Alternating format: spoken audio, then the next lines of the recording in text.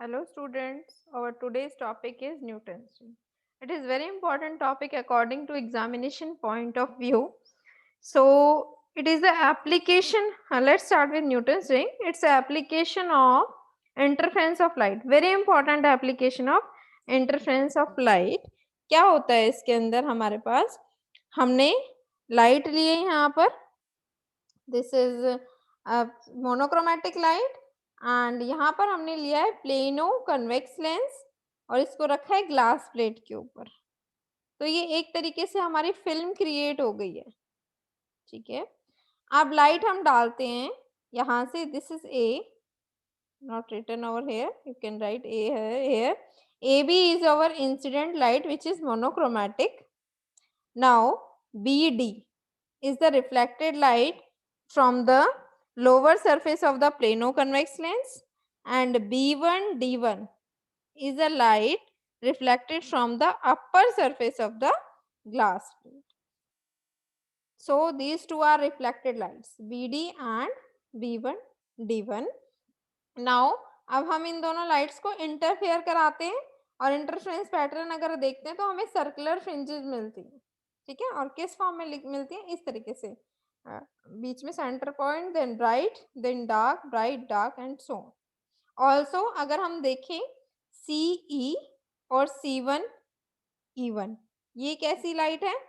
Transmitted light है, जो transmit हुई है, और इन दोनों को भी हम इंटरफेयर कराते हैं तो हमें फ्रिंजेस मिलती हैं बाय द ट्रांसमिटेड लाइट, जो कि सर्कुलर फॉर्म में होती हैं। अगेन इसी तरीके से अब इन्हें वन बाय वन हम स्टडी करेंगे डिटेल में। तो क्या है? सबसे पहले formation of Newton's ring by reflected light. तो हमने मान लिया जो थिकनेस है फिल्म की वो कितनी है? टी। और हम क्या कहते हैं, जो टेंजेंट है, देखिए यहाँ पे ऊपर अभी हमने जो पढ़ा है ये डायग्राम, इसको देखिए ध्यान से। यहाँ पे जो फिल्म है ये फिल्म क्रिएट हुई, मैंने बोल दिया इसकी थिकनेस है टी, स्मॉल टी।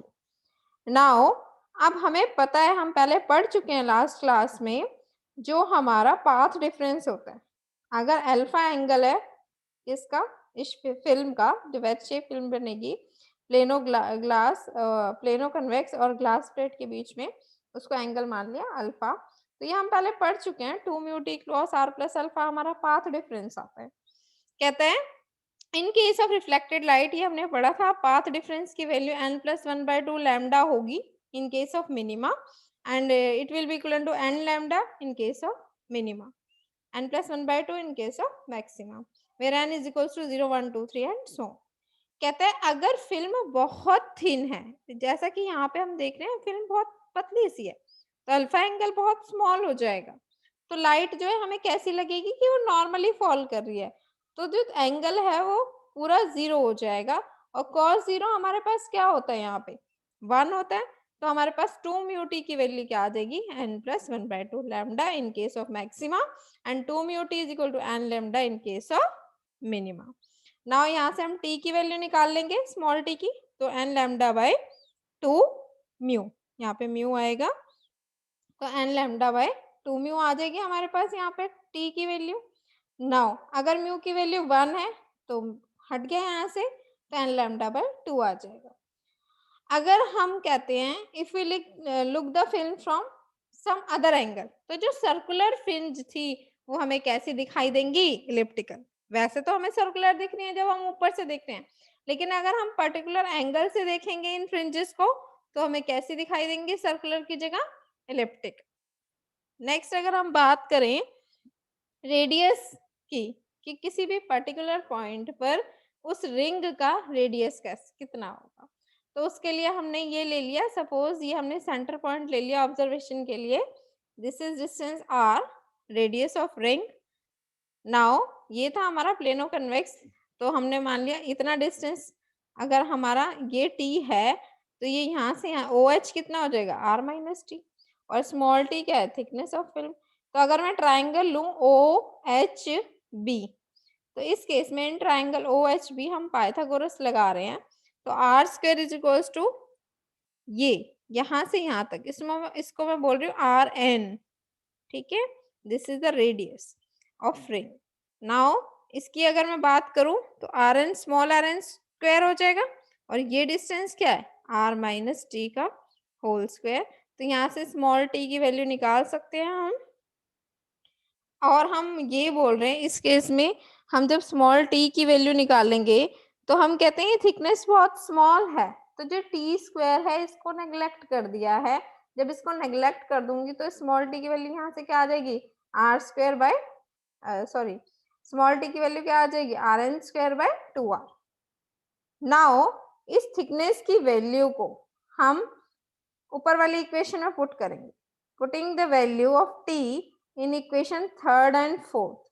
देखिए जब हम थर्ड और फोर्थ में पुट करेंगे इस इक्वेशन में टी की वैल्यू पुट करेंगे तो हमें यहाँ से मैक्सिमा और मिनिमा की कंडीशन मिल जाएगी।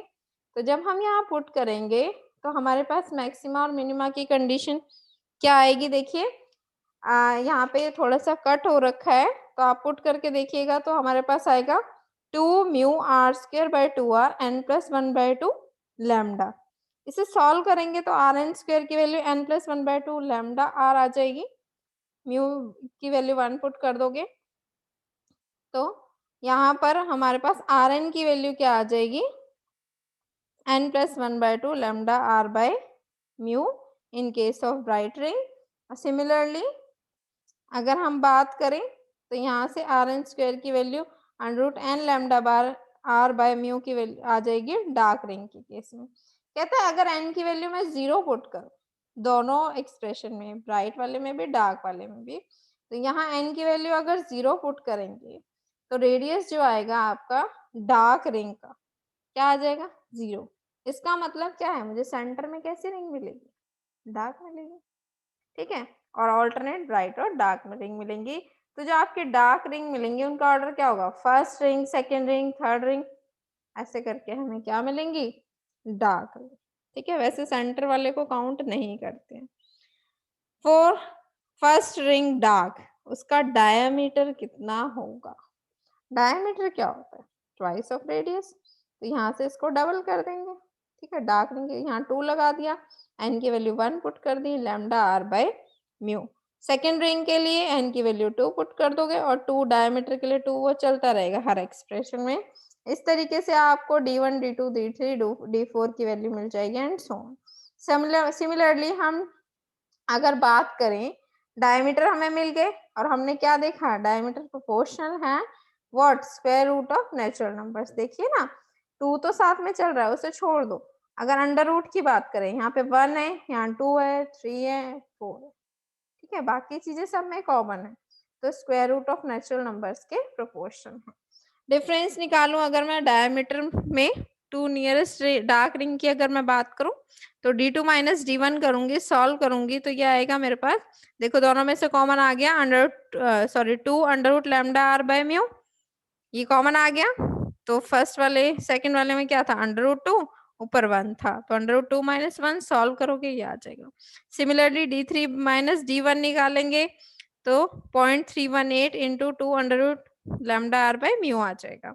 Similarly d4 bye minus d3 निकालेंगे तो हम क्या देख रहे हैं जो वैल्यू है डायमीटर की क्या होती जा रही है डिफरेंस क्या होता जा रहा है कम होता जा रहा है। इसका मतलब रिंग्स कैसी होती जा रही हैं नैरो होती जा रही हैं। ये तो हमने डार्क का केस किया। सिमिलरली हम ब्राइट केस में भी निकाल सकते हैं तो ब्राइट केस में भी हमें सेम रिजल्ट मिलेगा कम होती जाएगी वैल्यू।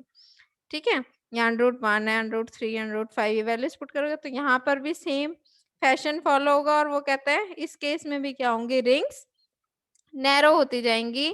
ठीक है और यही था हमारा दोनों केसेस में रिंग्स के जो है नैरो होती जाएंगी। ठीक है नेक्स्ट है हमारा अब हमारा नेक्स्ट टॉपिक है Newton's ring by transmitted light.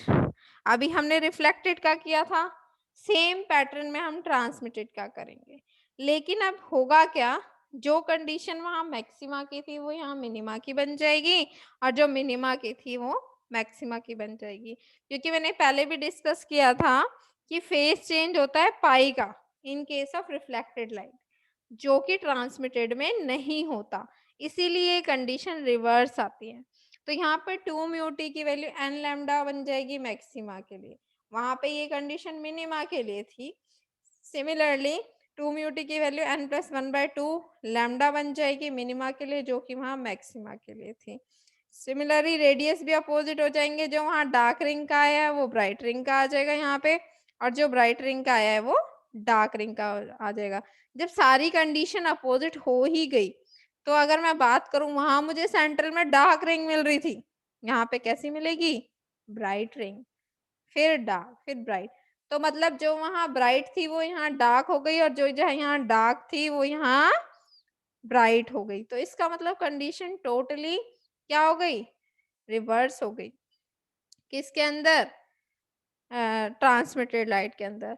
एक चीज और, यहाँ पर जो कंट्रास्ट होता है ब्राइट और डार्क के बीच में ज्यादा नहीं होता। जो डार्क रिंग होती है वो टोटली ब्लैक नहीं होती, ये मैंने फर्स्ट क्लास में डिस्कस किया था। वहां पर टोटली जो ब्लैक रिंग है वो टोटली ब्लैक होगी और ब्राइट रिंग टोटली ब्राइट होगी। लेकिन यहाँ पर जो कंट्रास्ट है वो गुड नहीं होता। यहाँ पर ये हल्की ब्लैक होती है, वो थोड़ी वाइट होती है। इस तरीके से होती है। Contrast is good in case of reflected light as compare to transmitted light. Next is determination of wavelength. अगर मैं बात करूँ न्यूटन्स रिंग के अंदर, मुझे किसी रिंग की अगर बतानी है वेवलेंथ क्या हो गई लाइट की, ठीक है, न्यूटन्स रिंग के अंदर, तो हम कैसे निकालेंगे?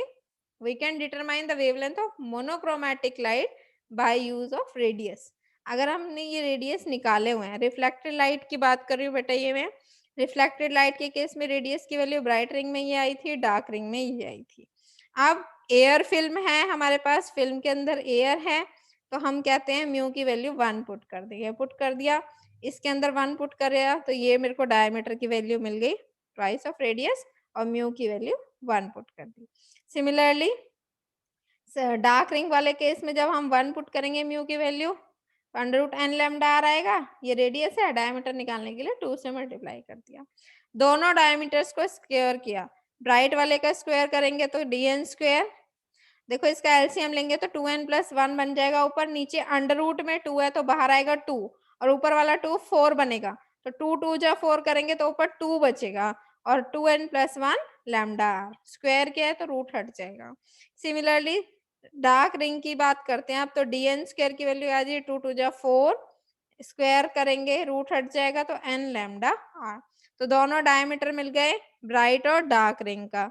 अब हम बात करते हैं, एक सेकेंड, अब हम बात करते हैं, दोनों हमें डायमीटर्स मिल गए हैं ब्राइट और डार्क रिंग का। अब हम इन डायमीटर्स को सब्ट्रैक्ट करेंगे। उससे पहले हम कहते हैं, अगर हम n+mth रिंग के डायमीटर की बात करें तो n की जगह n+m लिख देंगे दोनों डायमीटर में, ब्राइट वाले में भी डार्क वाले में भी। तो n की जगह n+m लिख दिया, ठीक है। दोनों डायमीटर को सब्ट्रैक्ट किया तो ये कंडीशन आ गई 4m लैम्डा r, ठीक है। और यहाँ से लैम्डा की वैल्यू निकालेंगे तो dn+m का square minus dn square upon 4mr। It is very important according to examination point of view, so इसे बहुत अच्छे से करना है आपको। अब कहते हैं जो एक्सपेरिमेंटल अरेंजमेंट है न्यूटन्स रिंग का, वो आप देखिए यहाँ पे दिखाया हुआ है, ये हमारा एक्सपेरिमेंटल अरेंजमेंट है।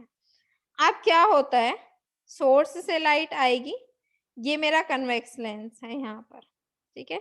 एक कन्वेक्स लेंस एम लगाया हुआ है, एक कन्वेक्स लेंस एल लगाया हुआ है। तो S is the source of monochromatic light. अब क्या होगा, जब सोर्स से लाइट जाएगी, ठीक है, कौन से लेंस पे जाएगी? एल पे जाएगी। अब कन्वेक्स लेंस क्या करेगा? हमें पता है अगर फोकस पे मैंने सोर्स को रखा हुआ है, then light will go parallel to the principal axis. तो जब ये लेंस से पास होगी तो वो कैसी हो जाएगी? पैरेलल हो जाएगी। अब यहाँ पे ग्लास प्लेट रखी हुई है जी। अब क्या होगा, ये लाइट रिफ्लेक्ट होगी lower plate of glass plate, lower surface of the glass plate, ठीक है। इस ग्लास प्लेट के लोअर सरफेस से क्या हुई? लाइट रिफ्लेक्ट हुई। अब क्या हुआ, जब ये रिफ्लेक्ट होगी तो ये नीचे जाएगी इस तरीके से, ठीक है। नीचे हमने क्या लगाया हुआ है? ये plano glass, plano convex lens, plano convex lens है और हमारी ग्लास प्लेट है। तो अगेन लाइट रिफ्लेक्ट होगी lower and upper part of the glass plate. अब क्या होगा, यहाँ से रिफ्लेक्ट होकर वापस गई और ये जो एम है कन्वेक्स लेंस इस पे गई और यहाँ पर हम लगाते हैं माइक्रोस्कोप जिसके अंदर हम फ्रिंजेस ऑब्जर्व करते हैं। तो हम क्या देखते हैं, हमें फ्रिंजेस मिलेंगी, डार्क और ब्राइट फ्रिंजेस मिलेंगी, ठीक है। और हम माइक्रोस्कोप की क्रॉस वायर को एडजस्ट करके उन रिंग्स को ऑब्जर्व कर सकते हैं कि हमें किस तरीके की रिंग मिलेंगी और अगर हम पर्टिकुलर एंगल से देखेंगे तो ऑब्वियसली वो इलिप्टिकल रिंग्स होंगी। तो जो डिफरेंस है दो रीडिंग में डायमीटर की पर्टिकुलर रीडिंग्स में जो डिफरेंस होगा, suppose diameter of nth and n plus mth ring का अगर मैं डिफरेंस निकाल रही हूँ तो मेरे पास आता है 5 और 10, ठीक है। वो डिपेंड करता है हम कौन सी लाइट यूज कर रहे हैं, ठीक है। और उसे हम मेजर करते हैं स्फेरोमीटर की हेल्प से और उसकी हेल्प से हम वेवलेंथ मेजर कर सकते हैं। कहते हैं हमने ये देखा जो सेंट्रल रिंग होती है समटाइम्स डार्क नहीं होती, वो किसकी वजह से होती है, कई बार डस्ट पार्टिकल्स आ जाते हैं एक्सपेरिमेंट करते वक्त या कुछ भी होता ऐसा होता है अनवांटेड पार्टिकल्स आ जाते हैं जिसकी वजह से सेंट्रल रिंग डार्क नहीं आती। इसलिए हमें लेंस को क्लीन रखना पड़ता है, उसको देखना पड़ता है, ठीक है। इम्परफेक्शंस हो जाती हैं कई बार लेंस में, उसकी वजह से भी आ जाता है। तो वो सब चीज़ें हमें बहुत ध्यान में रख के एक्सपेरिमेंट करना होता है। कहते हैं अगर जो थिकनेस है between the lens and the glass plate at central point, अगर थिकनेस जो है दोनों की बीच में वो λ/2 और 3 λ/2 इस तरीके से है, तो हमें जो सेंट्रल पॉइंट है वो हमें ब्राइट दिखेगा क्योंकि ये कंडीशन किसकी आ जाएगी, ट्रांसमिटेड, ठीक है। The order of central ring therefore intermediate the order of every dark and bright ring is advanced or intermediate number। तो कहता है अगर हम डिफरेंस ले लें दोनों के स्क्वायर का n प्लस mth रिंग का, जैसे कि अभी हमने डेरिवेशन में भी शो किया, तो वहां से हम लैम्डा की वैल्यू निकाल सकते हैं। ये बताया था ना मैंने यहाँ पे, ये n प्लस mth और nth रिंग का स्क्वायर लेके हम यहाँ से लैम्डा की वैल्यू भी निकाल सकते हैं। So our next topic is refractive index of liquid by Newton's ring. अब हमने क्या किया, एक ट्रांसपेरेंट लिक्विड लिया जिसका रिफ्रैक्टिव इंडेक्स हमें निकालना है और उसको हमने डाल दिया लेंस और ग्लास प्लेट के बीच में। पता है ना जो डायग्राम हमने लिया है ये वाला, सपोज ये इस जो एयर फिल्म थी इसके अंदर हमने लिक्विड डाल दिया। अब जब हम इसके अंदर लिक्विड डाल देंगे तो उस केस में क्या होगा, जो D N plus M square minus D N square अभी पीछे हमने रिलेशन निकाला है, यहाँ हम लिक्विड लिख देते 4m लैम्डा आर म्यू। अब लिक्विड का रिफ्रैक्टिव इंडेक्स निकालना है तो यहाँ से हम म्यू निकाल सकते हैं 4m lambda R by D N plus M square upon D M square. तो इस तरीके से हम यहाँ पे अपने लिक्विड का रिफ्रैक्टिव इंडेक्स भी निकाल सकते हैं क्योंकि ये सारी वैल्यूज अगर हमें पता होंगी lambda R D N plus M तो हम रिफ्रैक्टिव इंडेक्स इजीली निकाल सकते हैं। अब कहता है जो हमारा डायमीटर डी एन है अगर वो एयर में है, और दूसरा ले लेते हैं, दो केसेस ले लेते हैं, एक बार एयर और एक बार लिक्विड। तो दोनों के केस में हम डायमीटर की वैल्यू लिखते हैं, ठीक है। डार्क रिंग के लिए, डार्क रिंग के लिए हमारे पास एक्सप्रेशन है 4n लैम्डा आर या 4n आर लैम्डा। एयर के केस में लिखा म्यू की वैल्यू 1 हो गई, नीचे म्यू होता है म्यू की वैल्यू 1 हो गई। लिक्विड के केस में म्यू की वैल्यू आ गई, दोनों को डिवाइड कर दिया तो यहाँ से हम म्यू की वैल्यू निकाल सकते हैं D N square air by D N square liquid. मतलब एयर वाले डायमीटर को अगर लिक्विड वाले डायमीटर से डिवाइड कर दे तो हम रिफ्रैक्टिव इंडेक्स निकाल सकते हैं लिक्विड का। Next is Newton's ring with white light. बेटा अभी तक हम यूज कर रहे थे मोनोक्रोमेटिक लाइट, अगर हम मोनोक्रोमेटिक लाइट की जगह व्हाइट लाइट यूज करेंगे तो क्या होगा। अभी हम मोनोक्रोमेटिक लाइट यूज कर रहे थे तो हमें ऑल्टरनेटिवली डार्क और ब्राइट रिंग मिल रही थी, ठीक है। द डायमीटर ऑफ रिंग किस पे डिपेंड कर रहा था, वेवलेंथ पे। अब जब हम व्हाइट लाइट यूज करेंगे तो उसमें तो अलग अलग कलर हैं और हर कलर की अलग अलग वेवलेंथ है, तो इसका मतलब जब हम व्हाइट लाइट यूज करेंगे तो हमें कलरफुल फ्रिंजेस मिलेंगी, ठीक है। और वही कलर मिलेंगे जो कि ओवरलैपिंग के बाद जो रिंग्स होंगी डिफरेंट कलर की दिखेंगी, ठीक है। तो only few coloured rings are observed, कुछ कलर्ड रिंग दिखेंगी। After that no overlapping of rings of different colours, no rings are observed. सारी रिंग्स नहीं दिखेंगी, सिर्फ हमें कुछ कलर्ड रिंग दिखेंगी जो इस कंडीशन को सेटिस्फाई करेंगी, जो ओवरलैप करके हमारा कलर्ड रिंग बनाएंगी। Next is Newton's ring with to curved surfaces.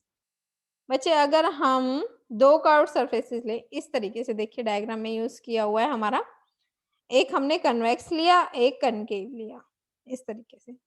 और सेकंड फिगर में देख रहे हैं हम दोनों के कन्वेक्स पार्ट को रखा, दोनों को इस तरीके से ज्वाइन किया। फिगर में देखिए ए और बी फिगर में।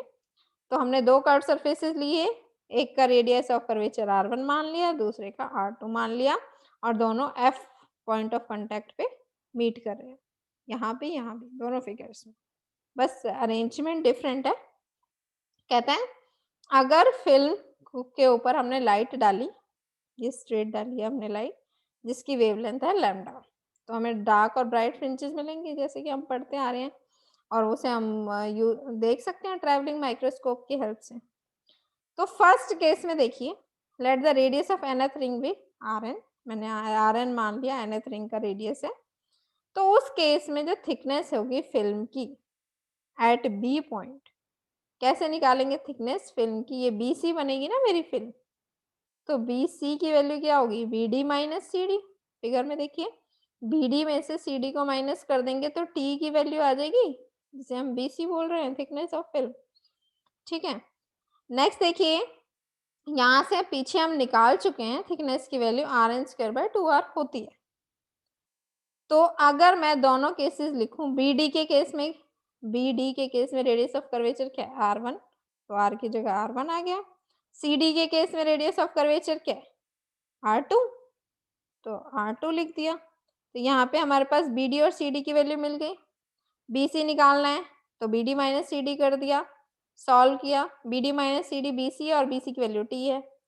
सॉल्व करेंगे तो हमारे पास एक्सप्रेशन आएगा 2T is equals to RN² 1/R1 minus 1/R2।